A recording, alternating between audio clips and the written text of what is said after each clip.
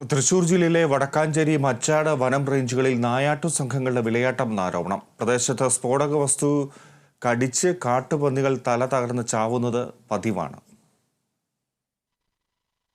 June ആദ്യവാരം മുണ്ടത്തിക്കോടും കഴിഞ്ഞ ദിവസം വാഴക്കോട് പ്രദേശത്തുമാണ് സ്ഫോടക വസ്തു കടിച്ച് തല തകർന്ന് കാട്ടുപന്നികൾ ചത്തത്. ജനവാസ മേഖലയോട് ചേർന്നാണ് ഇത്തരത്തിൽ പന്നികൾ ചാവുന്നത്.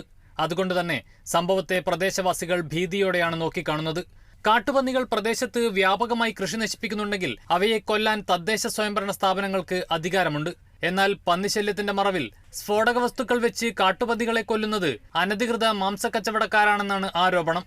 സ്ഫോടക വസ്തുക്കൾ ഉപയോഗിച്ചുള്ള മൃഗവേട്ട തുടർക്കഥയായതോടെ വനംവകുപ്പ് പോലീസിൽ പരാതിയും നൽകി.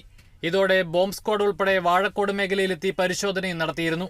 കഴിഞ്ഞ വർഷം പന്നിക്ക് വെച്ച വൈദ്യുതി കെണിയിൽ തട്ടി കാട്ടാന ചരിഞ്ഞതും ഇതേ മേഖലയിലാണ്. കാട്ടുപന്നികളെ സർക്കാർ ഇടപെട്ട് നിയന്ത്രിക്കണമെന്നും മൃഗവേട്ടക്കാരെ പിടികൂടണമെന്നുമാണ് നാട്ടുകാരുടെ ആവശ്യം. Kerala vision news, Thrissur.